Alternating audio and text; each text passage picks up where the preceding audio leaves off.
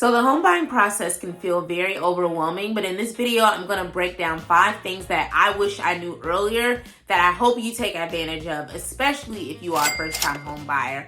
I am expanding my portfolio to have investment properties as well, but I wish I would have knew some of this in the very beginning because it would have shifted my whole strategy for home buying. So let's just jump into it. Number 1 is you need to understand the difference between a buyer's market and a seller's market. And if you have spoken to any agent or lender, I hope that they've shared this with you. But basically, when it's a buyer's market, that means that there is inventory that takes longer to sell. So that means homes are on the market usually around 30 to 60 days or whatever the average is. If that average increases, so if the average was 30 days and now it's taking 60 days to actually close on a home, you can use that as an advantage, because what that does is that actually, I don't want to say it scares sellers, but it may make them feel like, oh my God, like it's taking forever to sell my home. I'm getting anxious. Like, what can I do to get this sold? And sometimes that means they may lower the purchase price or the selling price. That may mean that they offer some incentives, such as contributing to your closing costs, contributing to your down payment. They could, again, knock off the price if something's wrong with the home and allow you to use that money to make some adjustments to the home. Like, the opportunities are endless. And so when it's a buyer's market, meaning that it's taking longer for inventory to sell than what the average is, that's when you should be communicating with your lender and your real estate agent to say, hey, I need to buy. If you're ready to buy and your finances, credit score, all that stuff is in order, like, I would truly take advantage of that buyer's market. And obviously when it comes to a seller's market, if you're a seller, that means that homes are flying like hotcakes off the market. Like, it's taking 15 days, 10 days. Maybe you look at one home one day and the next day it's already under contract. That's what a seller's market is, and that's when it means that the sellers have the advantage, of multiple buyers betting for their home, and that's not a good place to be for you.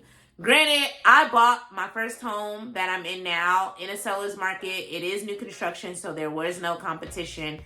But if you are buying something that's pre-existing as a home and you buy in a seller's market, I'm not saying don't do that, but like, you need to really when you see something, like, be willing to move on it ASAP. So understand the difference between a buyer's market and a seller's market. And if it is a buyer's market, maximize it to your advantage, which leads me to point 2.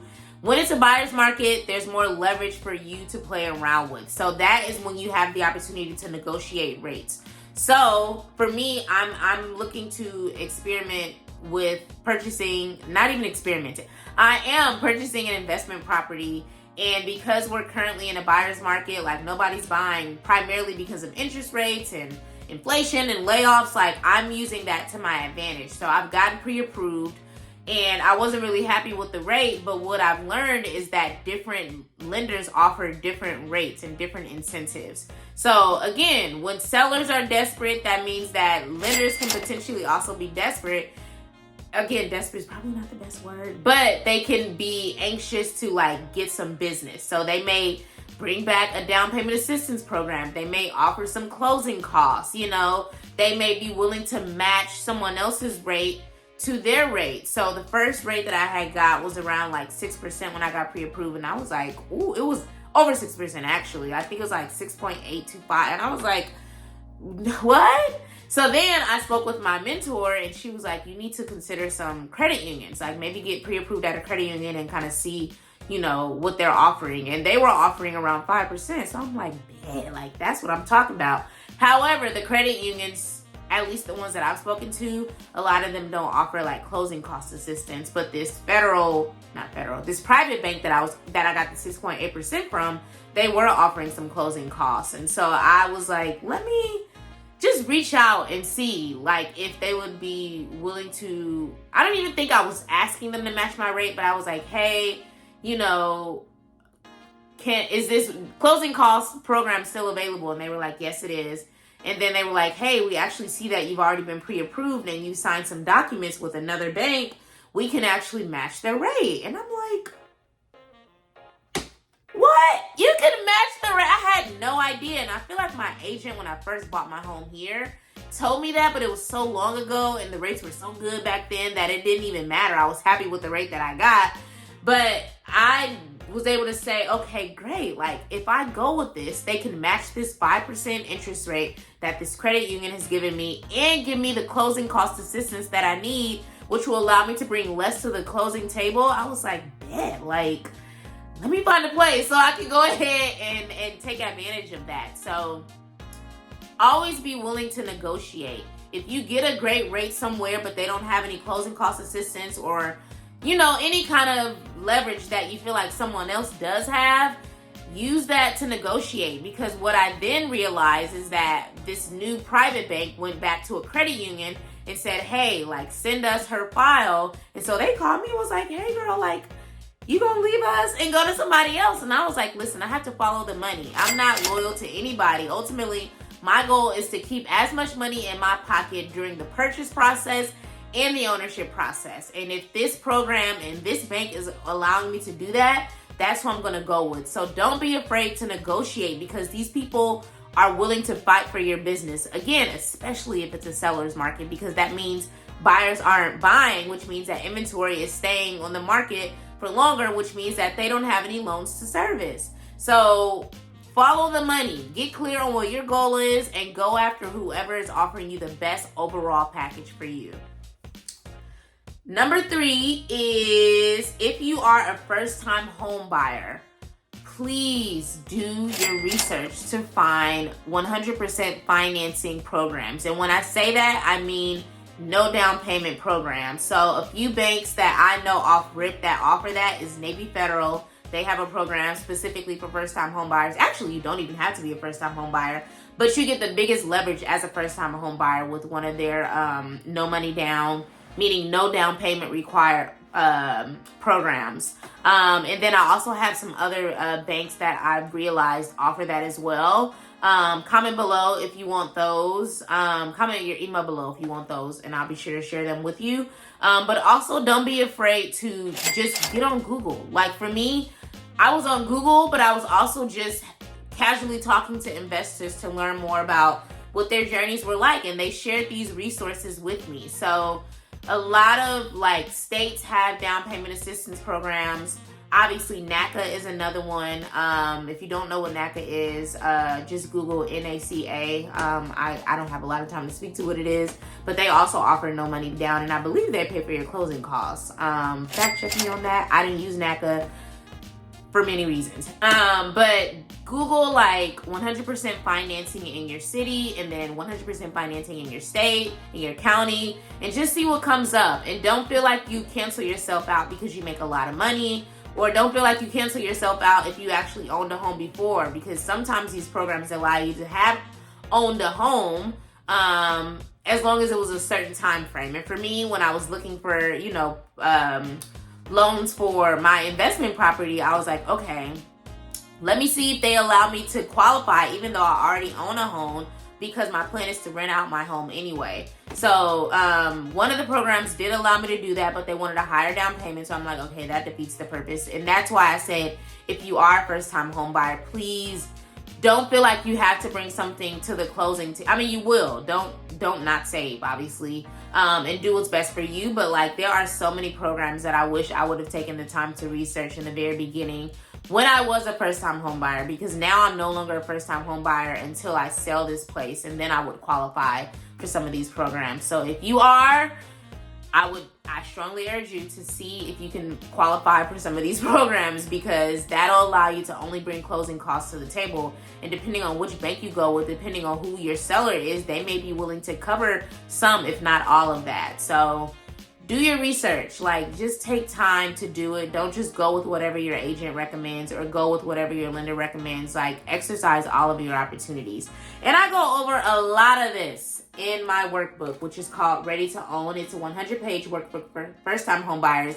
And it tells you basically how to, again, negotiate the things that we just discussed, but also like how to find your preferred agent, how to find your preferred lender, and what that working relationship looks like, as well as some tips to kind of help you with your down payment, saving for it, understanding all of the associated costs of home buying and home ownership. So this is linked in the description. Very helpful for me. I just took all of the things that I learned and I put it in a book. And it's on Amazon for purchase. Number 4 is to have your goal from the very beginning. Now, this is something I don't want to say I wish I knew, because I knew it. Like, I purchased this place with strategy, which is why I'm sitting in equity now, and I'm in a great location. But I feel like as I spoke with different first-time home buyers, I love having these conversations because a lot of people don't know what they don't know. But one thing that you have control over, period, whether you are home buying or not, is you have to have an idea of what your end goal is. Some people like to live in a home, fix it up, and then sell it to collect the profit to do something else. Some people, like me, are long-term buy and hold people, meaning they want to buy a home and keep it for a while. You know, a while meaning 5 years, 10 years, whatever that long-term goal is. Some people want to, maximize their cash flow, so they may move in and just rent out the other rooms. Like, you have to have a goal, because that goal is going to help you determine where to buy, like how much you should be paying. What's most important to you. Is it being near a good school district, in a good school district? Is it being near the freeway, hospitals? Is it being near a grocery store? Is it being able to rent it out to someone later that wants these things? And if so, that's when you want to start using that to kind of guide your search. So again, just going back to the book, I have a whole checklist section. What's the name of the section, child?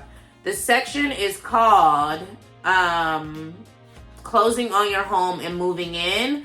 And I basically have a checklist of different things that you can use as you go through your home tour process. So I talk about, the location, like what's the entertainment nearby, how old is the home, just different things like that we don't think about, and we don't realize how important these things are to our strategy. So for me, just to give you a peek into what my strategy was, a quick peek, because you need to get the book, is I wanted to be able to rent my place out to medical professionals. So I'm near a lot of hospitals. I'm near the freeway. You can basically take a bus, take a straight shot to the hospitals where I'm from, or where I live. And then I'm also kind of just centrally located in the city. I'm not in a suburb, so for me, I had my future tenants in mind before I even bought this place.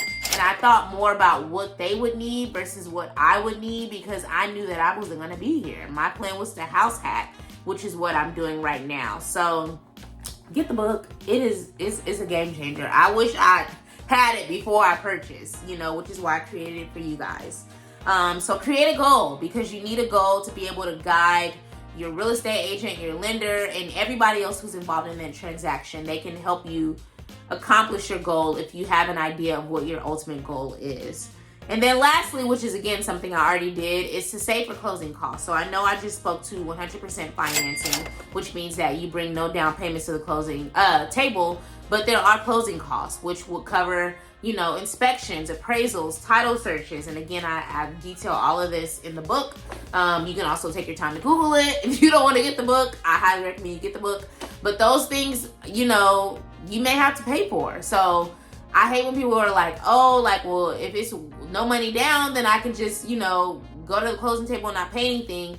That does happen sometimes, but it's not common. So you want to make sure that you have leverage, which means that you have money to handle these kind of things that pop up, so that you don't have to skip the inspection and you don't lose this deal because you didn't have any money saved to handle these kind of things. So in a nutshell, 5 things to kind of keep top of mind as you move through your home buying process. Some things that I wish that I knew, particularly the first 3, is number 1, understanding the difference between a buyer's market and a seller's market, because that's going to lead to number 2, negotiating. Negotiate rates, negotiate closing costs, negotiate repairs, like negotiate. Negotiate.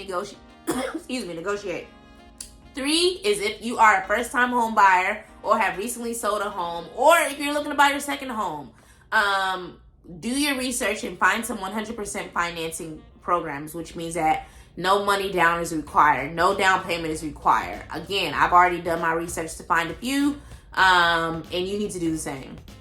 Number 4 is to have a goal before you actually buy. Don't just go out and start looking at homes all willy-nilly. Like, if your goal is to buy and hold, keep it for whatever, forever, think about your long-term tenant. If your goal is to get in there, fix it up, force the equity, then move, think about where you buy. And think about, like, what the comps are in that area, what your agent should be able to help you with. And again, all of that will help you determine who to work with, you know, who has the best offer from a lending and financing perspective, and what neighborhood is best, all of that kind of stuff. And then lastly is to save for closing costs. Yes, it's nice to have no down payment, but there are other closing costs that are required with every home purchase, unless you know, do like seller financing or something like that. But even then, you want to have some money for leverage. So please make sure that you save for your closing costs. And I highly recommend that you use a high yield savings account to do that. I have a whole video about how I used a high yield savings account to save for my down payment and my closing costs. So I'll link that somewhere on the screen. So thank you so much for watching. Again, the link to Ready to Own is in my description. And I will see you guys on the next video. Peace.